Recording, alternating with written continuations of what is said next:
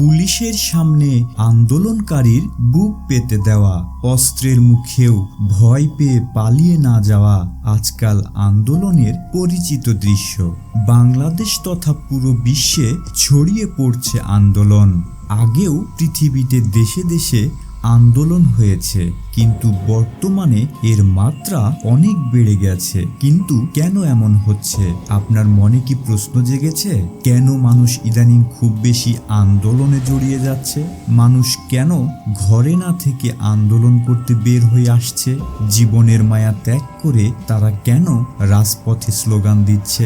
সেই প্রশ্নের উত্তরগুলো জানার চেষ্টা করব আজকের ভিডিওতে।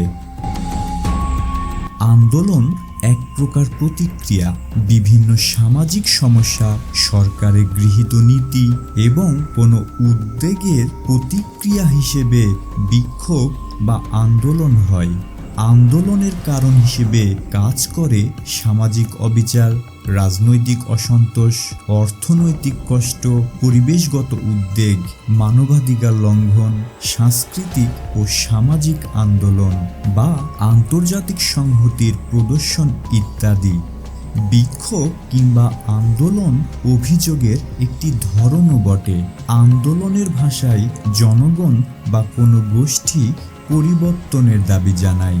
তাদের মনে হয় যে বিদ্যমান সিস্টেম বা প্রতিষ্ঠানগুলো এই সমস্যা বা উদ্বেগের পর্যাপ্ত বা যথার্থ সমাধান করছে না। সেসব বিষয়ের প্রতি দৃষ্টি আকর্ষণ করার জন্য একটি উপায় হিসেবে কাজ করে আন্দোলন বা বিক্ষোভ। কখন মানুষ আন্দোলনে অংশগ্রহণ করে? মানুষ বিভিন্ন কারণে আন্দোলনে এবং নির্বাচনে অংশগ্রহণ করে।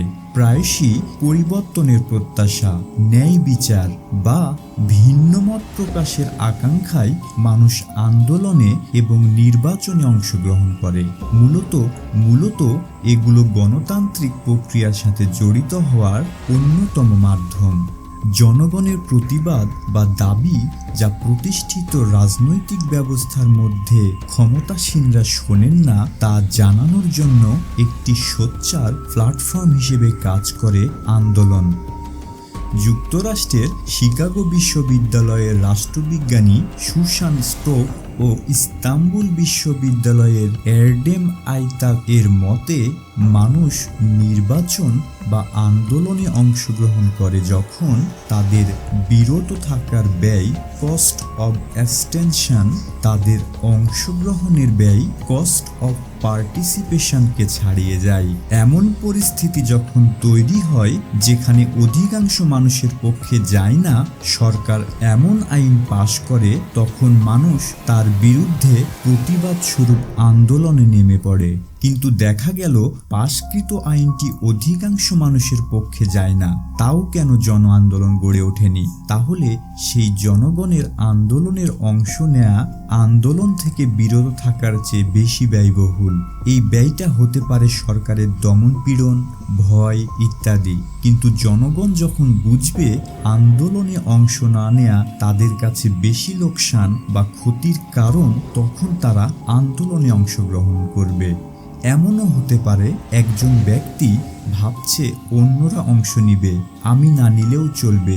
এক্ষেত্রে একই থিওরি ব্যবহার করে বলা যায় যেই ব্যক্তির কাছে আন্দোলনে অংশ নেয়া বেশি ক্ষতি বা ব্যয়বহুল, যতটা না সেই আইনের কারণে তার ক্ষতি বা ব্যয় হবে। কোনো দেশের কোনো রাজনৈতিক ঘটনা, কোনো পরিবেশগত ঘটনা এবং কোনো আলোচনার প্রেক্ষিত যা জনগণ মেনে নিতে পারে না, তখন তারা আন্দোলনে জড়িয়ে যায় তাদের ন্যায্য অধিকার আদায়ের উদ্দেশ্যে। আশা করি আজকের ভিডিও থেকে খুব স্পষ্টভাবে বুঝতে পেরেছেন কেন জনগণ আন্দোলনে জড়িয়ে পড়ে। কথা হবে পরের ভিডিওতে অন্য কোনো অজানা তথ্য নিয়ে। সেই পর্যন্ত সবাই ফ্যাক্ট ভিট বাংলা চ্যানেলের সঙ্গেই থাকুন।